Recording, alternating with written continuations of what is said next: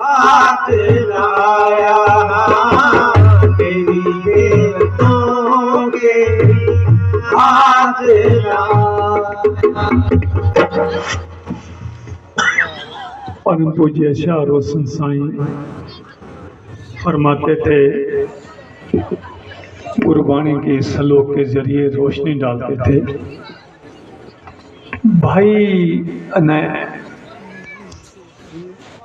1,84 भरमत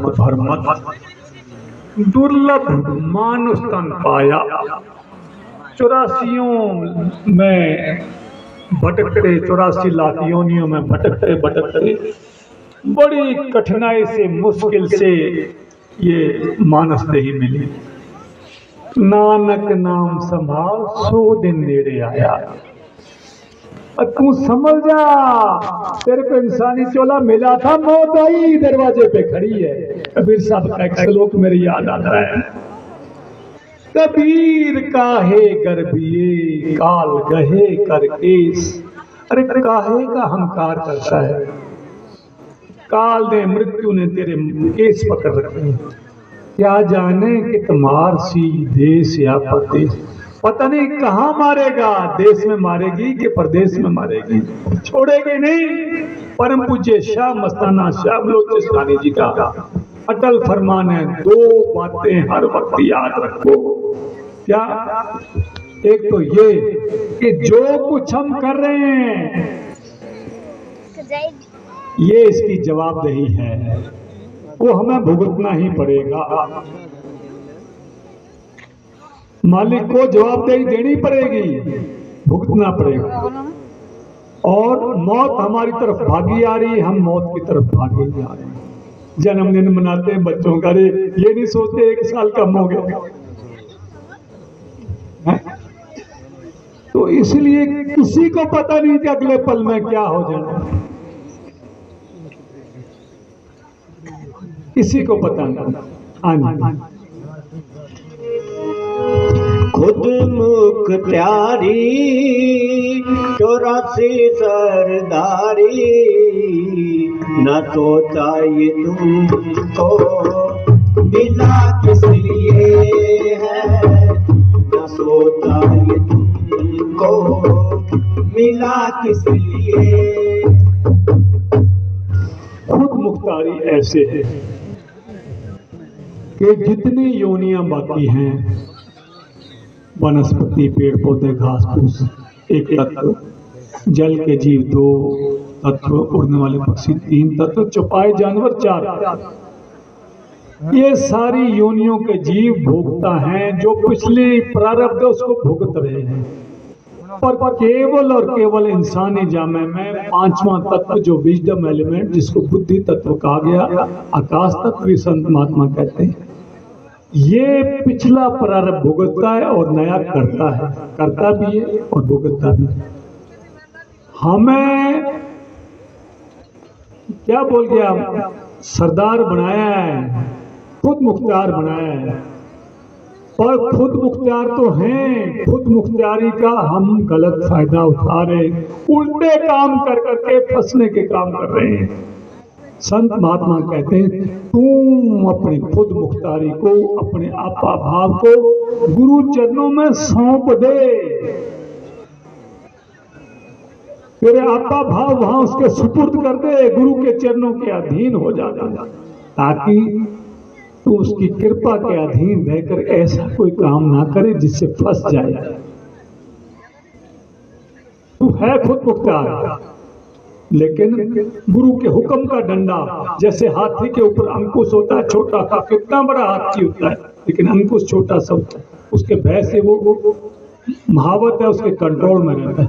ऐसे मनमुख होते हैं वो, उनके वो मन का गुलाम होते हैं, मन का हुक्म मानते हैं। गुरुमुख होते हैं, गुरु के हुक्म के अंदर चलते हैं खुद मुख्तियार हम, लेकिन हमारी मुख्तियारी गुरु के चरणों में समर्पित होनी चाहिए, सरेंडर होनी चाहिए। अगर हम अपने जीवन का लाहा खटना चाहते हैं, लाभ कमा करके चाहते हैं लाभ कमाना और मुक्ति के द्वार पे फिर, हाँ जी, खुद मुख्तियारी 84 सरदारी, न सोचा ये तुमको मिला किस लिए है, न सोचा ये तुमको मिला किस। कीमती बात पहले कह के गए भी, देवता लोग भी इस मानसदेही को तरस रहे हैं, क्योंकि मालिक ने कृपा करके हमें ये इंसान चोला दिया है। ये ऐसे नहीं, कोई कारण होगा इंसानी चोला देने के पीछे। हरियाणा में एक भजन गाता है, रह रह रह कोई कारण होगा, तो वास्तव में कोई कारण होगा, ऐसे नहीं मिल सकता। वो परम पुण्य बाबा जी फरमाते थे कि महाभारत युग में कर्ण हुए, महादानी थे, 600-700 साल उन्होंने सोना बांटा। सोना कहाँ से लाते थे? वो बताते अपने आप को एक देवी के पेश करते, देवी उसको कड़ाहे में तलती, मसाले लगा के खाती, वापस जिंदा निकालती, जिंदा करती उसको। मांग क्या मांगना है कि 1.25 मन सोना, क्या करेगा? गरीबों को बांटना। रोज ऐसे था 600-700 साल सोना बांटा। मरने के बाद उसको स्वर्ग में सोने के पहाड़ों के बीच में खड़ा किया। अब उसको भूख लगे कि कुछ खाने को दो, कहते ना सोना बांटा, सोना ले। ओहो, मेरे को कोई मार्गदर्शिका अच्छा नहीं मिला ज्ञान देने वाला, मेरे से भूल हो गई, पर मेरी देह अभी नीचे जलाई नहीं गई। तुम ऐसा करो, मैं जितने 600-700 साल सोना बांटा उसका संकल्प कर देता हूँ, मेरे को वापस जीवन दान दे दो। मैं ताकि अन्न का दान करके, हम बताते हैं 600-700 साल सोना बांटने के सत्कर्म के एवज में उसको केवल 16 दिन का जीवन दान मिला, जो श्राद्ध करते थे। बाबा जी फरमाते थे, असि कितना बड़ा पुण्य किया होएगा जिहदे कारण किसी ने 70 साल दी, किसी ने 60 साल दी, किसी ने 100 साल की उम्र मिली, तो मिली है। वो 84 लाख योनियों में से निकाल के मालिक ने दिया है, पर मकसद को समझ ले। पर मिली कितने टाइम के लिए? अगला पल तो हाथ में आना नहीं। हाँ जी, न खुद को पहचाना, न मंजिल को जाना, बदलना न जाना, संभलना न जाना, बदलना न जाना, संभलना न जाना। मौका सुनहरी गवाया है यूं ही, मौका सुनहरी गवाया है यूं ही, अब इसका सिवा मिला किस लिए। तू उस मालिक का अंश है, मालिक का रूप है। समुंदर है, समुंदर बड़े रूप में, और एक गिलास में पानी है, वो छोटा समुंदर है समुंदर का रूप। वो मालिक समंदर है, जितनी भी रूह हैं उसकी बूंदे हैं, वो भी छोटा समुंदर का रूप है। कोई अंतर नहीं, पर भेद इसलिए कि हम अपने आप को पहचानते नहीं कि हम हैं कौन। परम पूज्य परम संत श्याम मस्ताना शाह बलूचिस्तानी जी एक मिसाल फरमाते थे, क्या कि एक कोई गडरिया जंगल में गया भेड़े लेकर के। दूर उसने एक शेर का बच्चा देखा पड़ा, वो शेर के बच्चे को इधर तो देखा, शेरनी नहीं है, उठा के साथ ले आया। 2-3 साल तक भेड़ों का दूध पिलाता रहा, वो बड़ा शेर बन गया। शेर बन गया, संयोगवश उसी जंगल में 3 साल बाद में वो गया। दूर एक बब्बर शेर था, उसने उस शेर को देखा, उन्होंने कहा शेर होकर के हमारा वंशज होकर के और इन भेड़ों में क्या कर रहा है। उसको इशारा दे के बुलाया कि तू शेर होके हमारा वंशज होकर के भेड़ों में क्या कर रहा है। वो क्या बोलता है कि मैं भेड़ का बच्चा हूँ, कि नहीं तू शेर है, नहीं मैं भेड़ का बच्चा हूँ, क्योंकि वो भेड़ों का दूध पी पी करके अपना निज स्वरूप भूल चुका था। लेकिन बब्बर शेर ने उसको कहा कि देख, एक तालाब में ले गया, पानी साफ था, उसमें अपना रूप दिखाया, छाया जल में साफ प्रतिबिंब दिख रहा था। देख मैं कैसा हूं, हाँ देख लिया, तेरा भी देख, तू कैसा है, देख लिया, दोनों को देख ले एक जैसे। कहा तो तू हमारा है, इनका थोड़ा ही है। दहाड़ मेरी तरह। वो शेर ने फूंक मारी, आवाज दी, गरजा। तो वो भी शेर ही तो था, गरज निकली गर्जना, और वो भेड़े भाग गई और गडरिया भाग गए। परम पूज्य शाह मस्ताना शाह बलूचिस्तानी जी खुलासा करते हैं क्या, वो शेर का बच्चा जो अपने आप को भेड़ का बच्चा कह रहा था, वो था कौन? वो हमारी आत्मा, वो मालिक के अंश हैं। और वो बब्बर शेर कौन था? वो मालिक संत का, गुरु का रूप लेकर गया था, बब्बर शेर का रूप था। उसको अपने पास बुला करके और जन्मा दिया कि तू मेरी अंश है, मालिक का बच्चा है, तू मालिक के अंश है। और वो भेड़ और बकरियों में उनका विषय वास्तव, भेड़ बकरियां कौन? काम, क्रोध, लोभ, अहंकार रूपी भेड़ बकरियों का विषय वासनाओं का रस पी रहा था, और वो भेड़ बकरी समझने लग गया था अपने आप को। इसलिए जितनी भी दुनिया है वो इन विषय वासनाओं रूपी भेड़ बकरियों का दूध पी रही है। वो अपना निज स्वरूप भूली हुई है, ना खुद को पहचाना। अगला क्या है? ना मंजिल को जाना, ना मंजिल को जाना। हमारी मंजिल कहाँ? बड़े से जहां में तेरा घर कहाँ? तेरे को पता ही नहीं कि हमारा घर है। हमारा घर यहाँ है कहाँ? कित्थों आया, कित्थे जाना, दस्ता तेरा पता ठिकाना। तू कहाँ से आया है, कहाँ जाना है, तेरा पता ठिकाना बता तो सही। तेरे को पता ही नहीं। इस जन्म से पहले हम कहाँ थे, इसके बाद में हम कहाँ जाएंगे, है कुछ पता है? ज्ञाता को पता है, जाननहारे को पता है। हाँ जी। न खुद को पहचाना, न मंजिल को जाना, संभलना न जाना, बदलना न जाना, संभलना न जाना। संत महात्मा बताते तू मालिक नहीं अंश से संभल जा। तू विषय वासनाओं का मांस खा रहा है, चोरी यारी ठगी करता है, हक हलाल की रोटी नहीं खाता, शाकाहारी भोजन नहीं करता, और पता है उल्टे काम कर रहा है। माताओं बहनों के प्रति गलत ख्याल रखता है, और पर पुरुषों के प्रति पिता समान उनके सामने कई उनके प्रति गलत धारणाएं माताएं बहनें रखें, पर पुरुष के प्रति काम वासना का भाव रखे। ये उल्टे ट्रैक्टर कर रहा है। तू रात दिन विषय वासनाओं का रस पी के अपने निज स्वरूप को भूला बैठा है कि नहीं, इससे उबरने की कोशिश कर, अपनी मंजिल को पाने का रास्ता दूसरा है। संत महात्मा क्या फरमाते हैं? परम पुण्य बाबा जी बड़े मतलब साधारण तरीके से कैसी मिसाल फरमाते थे, बड़ी सटीक मिसाल। क्या कि दुनिया जिस तरफ चलाती है तो उसके उलट चाल चल। कोई चीज है, गांठ बांधेंगे, अगर कह के भी इसको खोलने का तरीका और उसी तरह से चल, दूसरी गांठ लग जाएगी। ये तो खुली नहीं, और गांठ दे देते, और उसी तरह से बांध, उसी तरह तीसरी गांठ लगी। नहीं, तू जैसे दुनिया चलाती है तो गांठें पड़ती जाएंगी, बंधता ही चलाया जाएगा। उसके उलट चाल चल, उसके उलट चाल चलेगा तो गांठें खुलेंगी। तो गांठें खोलने खुलवाने के लिए आते हैं संत महात्मा, पर जीव उनकी बात मान के राजी नहीं। एक ऐरे गहरे नत्थु खरे दुनियावी लोगों की बात विश्वास कर लेगा, पर मालिक का रूप संत महात्मा आएंगे, वो कहते हैं अरे भाई तेरे को तेरे देश ले चलूं, चल तैयार हो।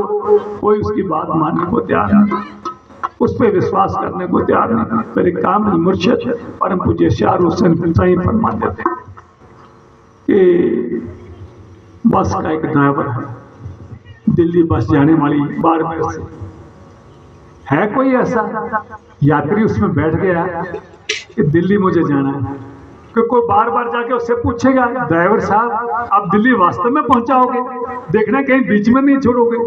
तो दिल्ली की बस है, ड्राइवर वहीं पहुंचेगा। उस आज दुनिया के आदमी जो ड्राइवर बन के बैठा उस पर तो विश्वास है, पर इस आत्मा को मंजिल पे पहुंचाने वाले ड्राइवर, उसके भैया तारनहार संत सतगुरु, उस पे किसी को विश्वास नहीं, उसके वचनों पे विश्वास नहीं, उसके क्रिया को मत्था टेके तीसरी समझ लेंगे, पर वो वचन क्या कहता है, उस वचन को कमाने की हम कोई जहमत नहीं लेते। हाँ जी, बदलना न जाना, संभलना न जाना, संभलना न जाना, बदलना न जाना। मौका सुनहरी गवाया है यूं ही, मौका सुनहरी गवाया है यूं ही।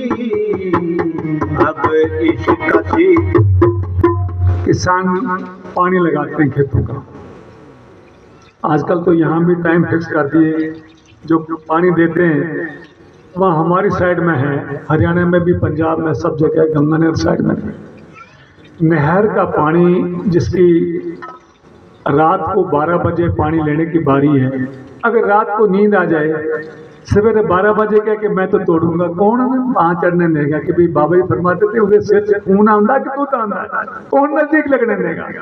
एक एग्जाम्पल आता है, एक बादशाह के कोई बड़ा सेठ था, नामी सेठ, कई बार तो जरूरत पड़ती, उस सेठ राज को राज चलाने के लिए भी पैसा दिया करता था, मदद देता था, लेकिन उसके लड़के कुछ ऐसे बेकार निकल गए, घाटा पड़ते पड़ते उसको वहाँ एरिया छोड़ करके जाना पड़ा, जंगल में बेचारे को शरण लेने पड़ी, लकड़ियां काटता बड़ी मुश्किल से। एक दिन राजा जंगल में गया, उसको देखा ये तो मेरा वो दोस्त लगता है सेठ, क्या?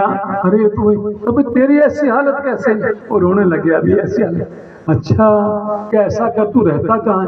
कि वहाँ कुटिया बना रखी, दूर दिखाई, कैसा कर, कल तू सवेरे आ जाना वहाँ, वो महल के फला दरवाजे के पास ही कुछ मैं सोना चांदी हीरे जवाहरत रखा दूंगा, तेरे से जितना उठाया जाता तू ले आना, तेरी गरीबी दूर हो जाए।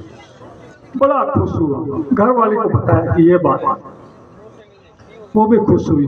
अगले दिन सवेरे क्या, जा जल्दी कर, क्या तू कुछ भूख लगी मेरे को बना दे, फिर मैं जाता हूँ, कुछ बना के दिया, वो उन्हें खा पी के क्या थोड़ा आराम कर लूँगा, रे आराम तो सारी रात किया, फिर भी सो गई, सीधा 4 घंटे नींद आ गई।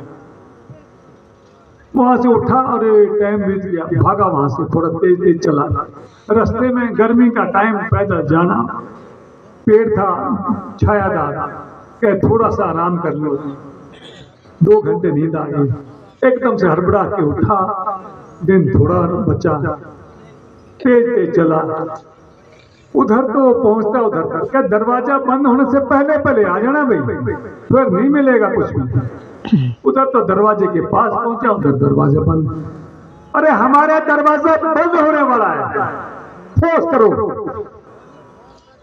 कब राम नाम जपोगे?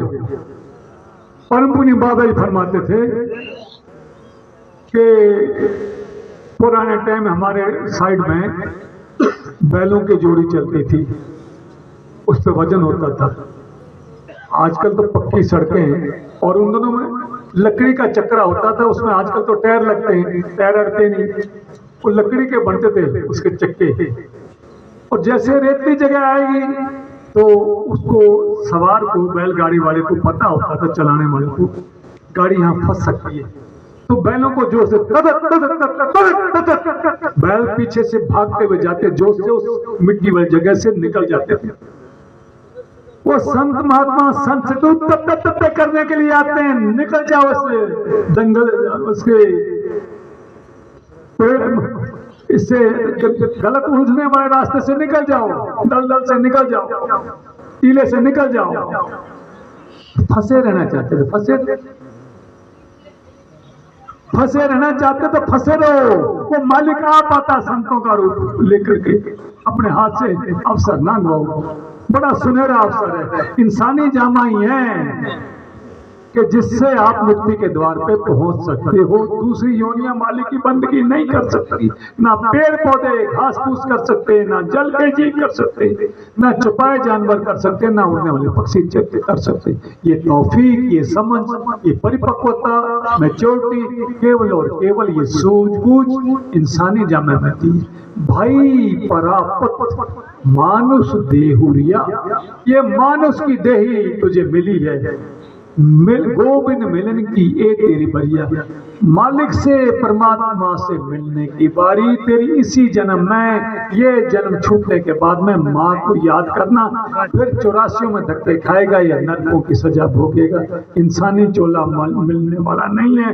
देवता लोग इस इंसानी चोले में रह करके शुभ काम करके सत्कर्म कमा करके चले गए, उनको देवता योनियां मिल गई। देवता योनियां मिलने के बाद में जितनी उम्रें सबकी फिक्स हैं, वो उम्रें अपनी खत्म करने के बाद में, सुख भोगने के बाद में वापस जन्म मरण के चक्कर में आएंगे। और वो जन्म मरण के चक्कर में वापस आएंगे तो उनकी इच्छा रहती कहीं 84 में ना धक्के खाएं, वापस हमें इंसानी चोला मिले। अब ठंडे दिमाग से विचार करो, जिस इंसानी देह को पाने के लिए देवता लोग तरस रहे हैं वो हमें मिला हुआ है, हमें मिला हुआ है। हम अपने अवसर खो रहे हैं। सांसों की कीमती पूंजी इतनी कीमती है। कबीर साहब कहते हैं, संत शिरोमणि, कहता हूँ कह जात हूँ क्या बजाऊं ढोल, एक श्वास भी जात है 3 लोग का मोल। एक श्वास भी मालिक की याद के बिना अगर हम खोते हैं, आकाश पृथ्वी और पाताल 3 लोग की संपत्ति हम अपने हाथ से बर्बाद करते। मेरे कामिल मुर्शिद के मुर्शिद परम पूज्य श्याम मस्ताना शाह बलोचिस्तानी जी, दादा गुरु जी, वो फरमाते थे क्या 3 लोग दिए श्वास मिल जाएगा? वो फिर भी नहीं मिलना। जब 3 लोग देने पे भी श्वास नहीं मिल सकता, इतना कीमती एक श्वास है। कितने श्वास हम सारे लेके आए, किसी को कितने मिले, किसी को मिले सबको गिनती के। कितनी त्रिलोकियों से ज्यादा संपत्ति कीमती हम लेकर के आए, काहे के लिए? भोग विलासों में खत्म करने के लिए नहीं। हर पल हर क्षण श्वास श्वास में उस मालिक को याद करें। इस मकसद से इंसानी चूल्हा हमें मिला है। फिर हम सोचते हैं कि मौत हमारे कहाँ, हमें तो नौजवान लड़के समझते हैं कि अभी तो बुढ़ापा आएगा तब कहीं जाके मरेंगे। अब बुजुर्गों को पता होगा या कई दूसरे जो नौजवान उनको पता होगा, देखा होगा 100 साल का आदमी बैठा उसी परिवार में पोता पड़पोता लड़पोता 1 मिनट पहले जन्मा, 1 मिनट बाद में मर गया। बोलते जी ऐसा संभव कि नहीं? मरते हैं, किसने मारा?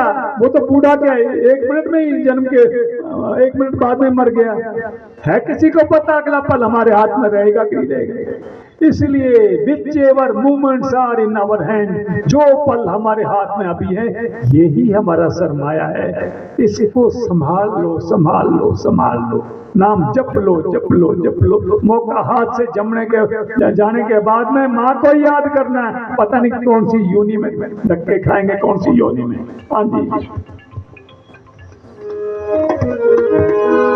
मौका सुनहरी गवाया है यूं ही, अब इसका सिकवा गिला किस लिए है?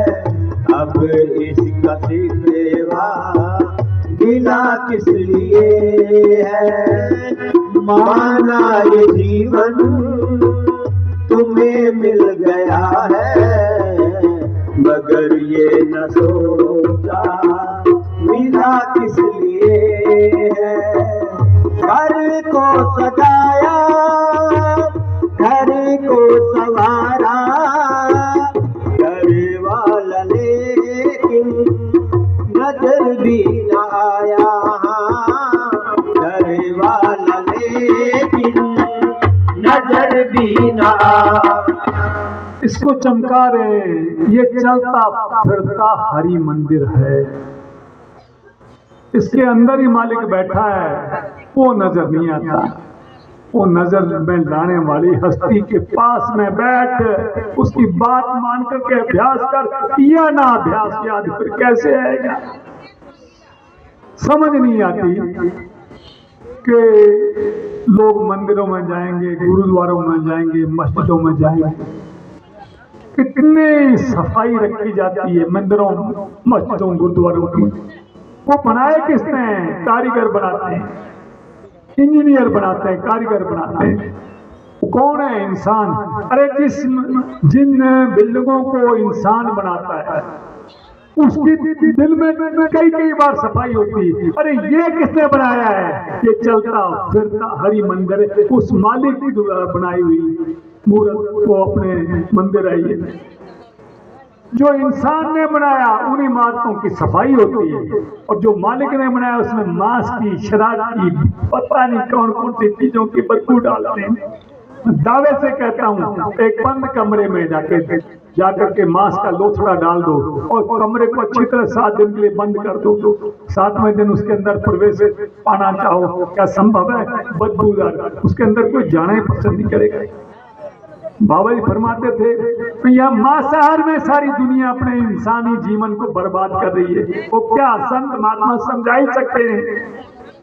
वो कहते तू अपने ऊपर तरस खा, मालिक की अंश है तू, अपने जीव की दया को छुपा लो, 84 का फेर बचा लो।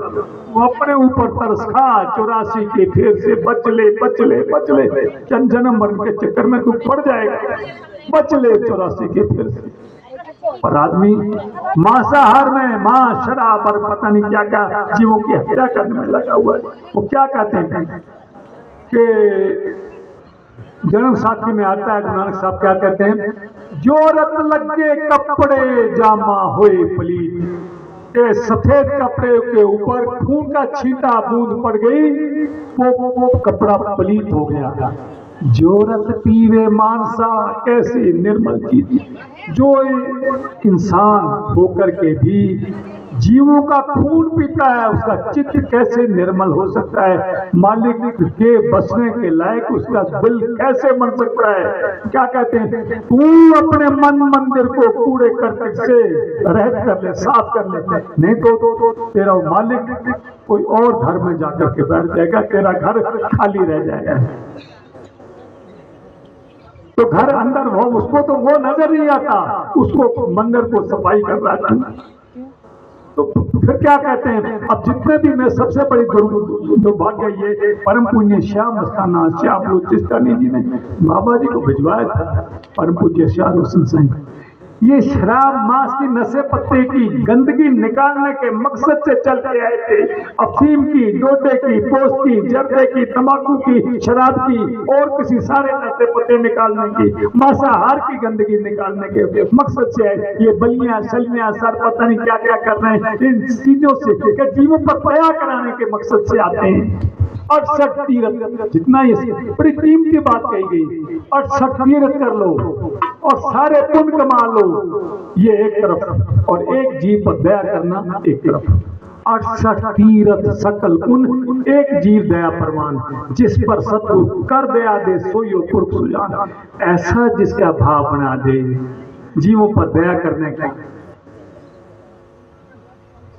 जिस पर ऐसे गुरु की दया करे वो हो जाए, जिसका ऐसा भाव बन जाए, वो सच्चे मायनों में, अर्थों में ज्ञानी है। फिर क्या कहते हैं, समझने की जरूरत है। मैं विनती करता हूं, बच लो, मालिक की अंश हो, अपने आप का भाव पहचानने की कोशिश करो। फिर काहे के इतनी गिरावट में हो? क्या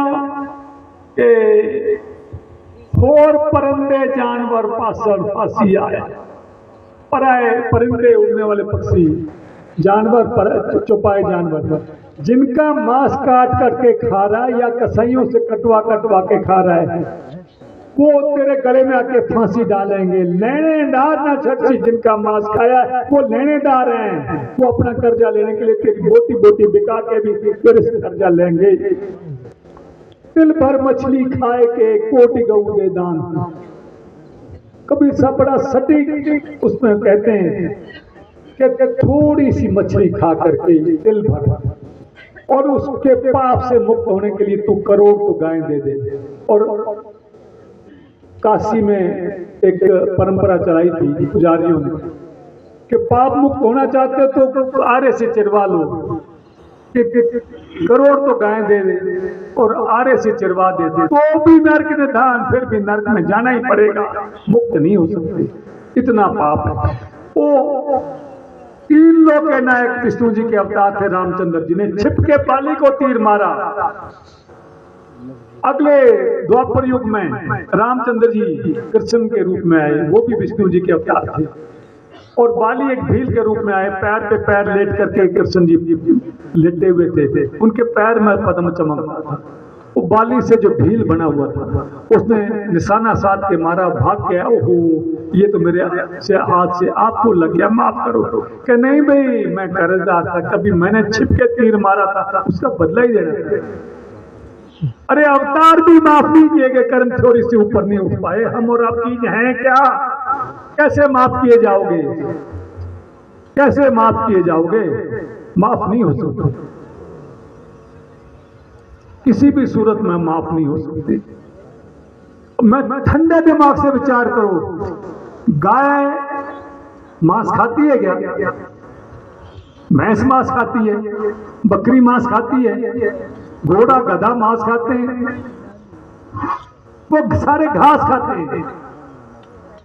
कुत्ता मांस खाता है, शेर मांस खाता है, चीता मांस खाता है, सियार गिदड़ मांस खाता है, लोमड़ी मांस खाती है, ये सारे मांसाहारी जानवर हैं। वो घास नहीं खा सकते, ना खाएंगे। सबकी श्रेणियां अलग अलग बांटी है, सबका खाना मालिक ने अलग अलग बांटा हुआ। वो मांसाहारी जीव हैं, उनके दांत आगे से तीखे होते हैं, बड़े बड़े होते हैं, और इंसान के दांत चपटे हैं। शाकाहारी जानवर, घास खाने वाले जानवर जितने, उनके भी चपटे मिलेंगे, तीखे नहीं मिलेंगे, क्योंकि उनको मांस खाना ही नहीं। तो मालिक ने श्रेणियां ऐसी बांटी हैं, शाकाहारी को शाकाहारी के रूप में भेजा, फिर भी मांसाहारी है बनता है। और काहे के लिए? काहे के लिए? सोचो समझो, क्यों कर्मों के बंधन में फंसते, क्यों नरकों की सजा भोगने के लिए तैयार हो रहे हो, अपने आप को कर रहे हो? मेरी याद आती है, एक मैंने एक वृत्तांत देखा था, एक कोई आदमी को 55 साल के आदमी को यमदूत उठा करके ले गए। उसका वाकया आगे जाके पता हुआ, फैसला हुआ कि जा भाई इनको नरकों में ले जाओ। नरकों में लेके खड़ा किया, जिन्होंने किसी का मांस खाया था उनके बंद बंद कटाया जा रहा था, उनको काटा जा रहा था, किसी को कड़ाहे में तला जा रहा था। वो खड़ा खड़ा कांप रहा था, देख के भी मेरी बारी भी आई। थोड़ी देर में समाचार है, इसको गलती से लेके इसको वापस ले जाओ, अभी देश की जलाई नहीं, इसकी जगह दूसरे आदमी को लेके आओ फलाना जगह से। अब वो आ गया, दोबारा जिंदा हो गया। अब वो धार धार कूक रहा, अरे कोई पाप मत करो, कोई पाप मत करो, कोई पाप मत करो। फिर भी कोई ना माने। वही तुम्हारी मर्जी के बाद नरकों में जाना चाहते हो, सजा पाना चाहते हो तो करो तू। हाँ जी। घर को सजाया, घर को सवारा, घर वाला लेकिन नजर भी न आया, घर वाला लेकिन नजर भी न आया। जिस दीपक से था घर में उजाला, जिस दीपक से था घर में उजाला, न सोचा ये दीपक जला किस लिए है, न सोचा ये दीपक जला किस लिए है। माना ये जीवन तुम्हें मिल गया है, मगर ये न सोचा मिला किस लिए है। दौलत भी पाई, इज्जत भी पाई, मगर जिंदगी की कीमत न पाई। कोई कितना बड़ा धनवान हो, राजे महाराजे उनके पास बड़ी शान शौकत हुआ करती